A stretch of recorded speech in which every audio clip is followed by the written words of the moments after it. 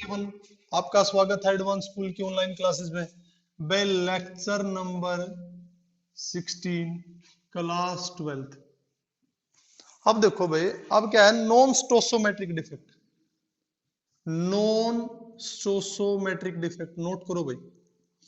Non stoichiometric defect क्या होते हैं? नॉन स्टोसोमेट्रिक डिफेक्ट कौन से होते हैं? Those defect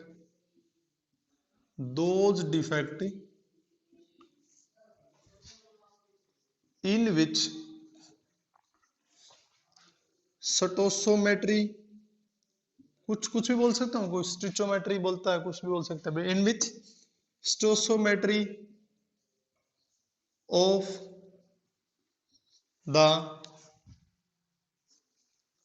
the crystalline substance get disturbed। जिसमें स्टोसोमेट्री डिस्टर्ब हो जाए उसको क्या बोलेंगे भाई? नॉन स्टोसोमेट्रिक डिफेक्ट, यानी ऐसा इम्परफेक्शन जिसमें स्टोसोमेट्री मेंटेन ना रहे। यानी मैं क्या कहूं कि जैसे कैटायन का और आनायन का रेशियो क्या हो जाए बताओ भाई?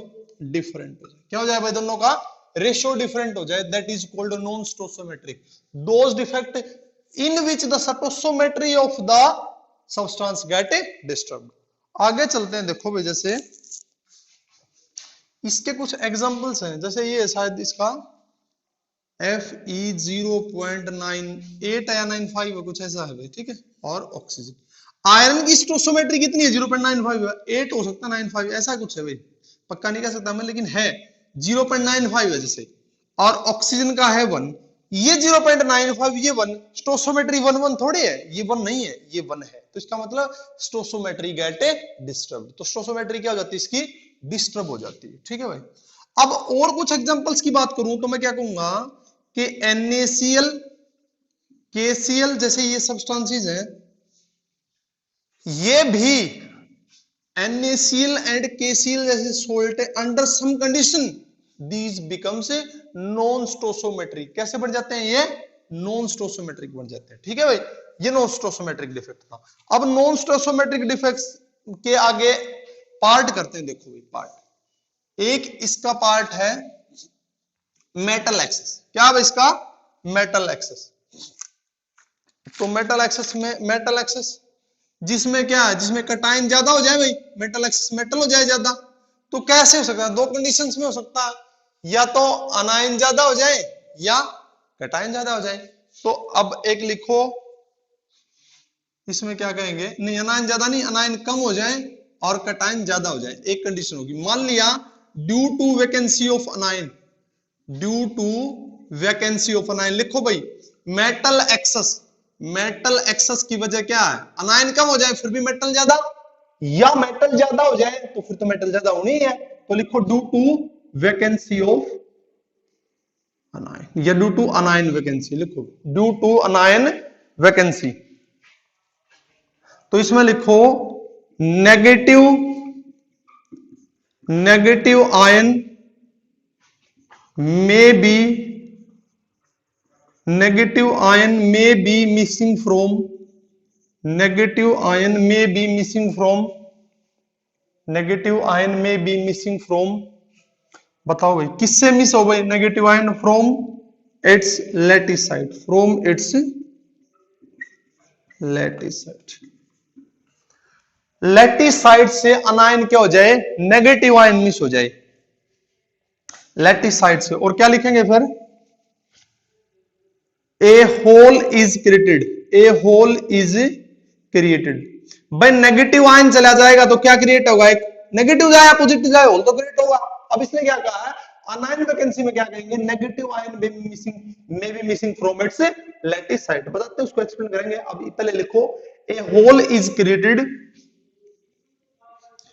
विच is occupied by electron, which is occupied by electron to maintain the electrical neutrality। नोट करो इसको, to maintain electrical neutrality, to maintain electrical neutrality. Note करो भाई,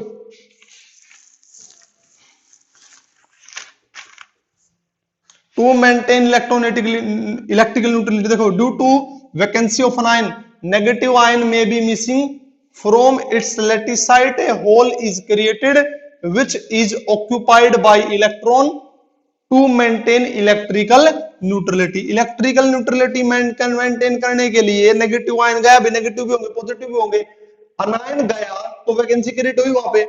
अब नेगेटिव गया तो चार्ज क्या है, चार्ज मेंटेन नहीं है। उस चार्ज को मेंटेन करने के लिए क्या लेके आना पड़ेगा हमें, उसमें इलेक्ट्रॉन ऑक्यूपाई कर लेता है, तो उससे क्या होती है, इलेक्ट्रिकल न्यूट्रलिटी मेंटेन हो जाती है भाई। आगे देखो, जैसे मैं एग्जांपल लिखता हूं इसका, देखो इसको मिटाता हूं भाई, याद रखना, ड्यू टू अनायन वैकेंसी या वैकेंसी ऑफ अनायन। देखो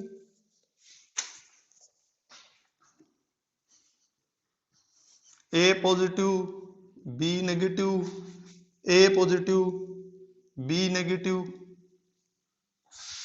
ए पॉजिटिव, बी नेगेटिव, ए पॉजिटिव और बी नेगेटिव। यहां पे क्या लिखना, सॉरी भाई, ये बी नेगेटिव होगा, इसके नीचे क्या होगा, ए पॉजिटिव होगा, फिर बी नेगेटिव, यहां पे क्या होगा, ए पॉजिटिव, ऐसे ही चलता रहेगा। ठीक है भाई, अब क्या होगा, अब ये बी नेगेटिव की जगह कौन आ जाएगा, इलेक्ट्रॉन। तो यानी नेगेटिव आयन तो गया नहीं, एक मिनट, बी नेगेटिव था ना, बी नेगेटिव, हाँ, ये बी नेगेटिव तो गया, बाहर चला जाएगा बी नेगेटिव क्रिस्टल से, यहां कौन आया, इलेक्ट्रॉन। तो इलेक्ट्रिकल न्यूट्रलिटी मेंटेन हुई, लेकिन स्टोसोमेट्री बैलेंस नहीं, स्टोसोमेट्री बैलेंस नहीं है, इसलिए इसको नॉन स्टोसोमेट्रिक डिफेक्ट बोलते हैं। और किसकी वजह से हुआ, वो अनायन वैकेंसी की वजह से। ठीक बात है भी। अब देखो, जो इलेक्ट्रॉन इसमें ट्रैप हुआ है अनायन की जगह, this is called F centre, यानी फार बे सेंटर। नोट करो भाई, Farbe centre, Farbe centre note करो भाई। Hole occupied, whole occupied by electron, whole occupied by electron, electron hole, hole को किसने ऑक्यूपाई कर लिया भाई, इलेक्ट्रॉन ने, उसको बोलेंगे फार बे सेंटर। नोट करो भाई, this is called Farbe centre. और इसका एक एग्जांपल क्या लेंगे, NaCl is heated, NaCl is heated in sodium vapour, किसकी फॉर्म में भाई, इन सोडियम वेपर। सोडियम वेपर की प्रेजेंस में NaCl को हीट करते हैं भाई, सोडियम वेपर की प्रेजेंस में NaCl को जब हीट करते हैं तो उसको बोलते हैं कौन सा, उसको बोलेंगे हम फार बे सेंटर। क्या होता है, इसका एग्जांपल है ये नॉन स्टोसोमेट्रिक डिफेक्ट का। और अगले लेक्चर में हम थोड़ा सा जैसे इसको एक्सप्लेन भी करेंगे कि फार बे, अच्छा फार बे सेंटर, बस एक बात लास्ट लिख लो इसकी, फार बे सेंटर क्या देता है, कलर। क्या देता है, कलर। तो कलर के बारे में बताएंगे, फार बे सेंटर क्यों कलर देता है, और अगला बताएंगे ड्यू टू मेटल, मतलब मेटल ज्यादा होने से भी मेटल एक्सेस हो जाता है, ये अनायन वैकेंसी की वजह से। Thank you very much.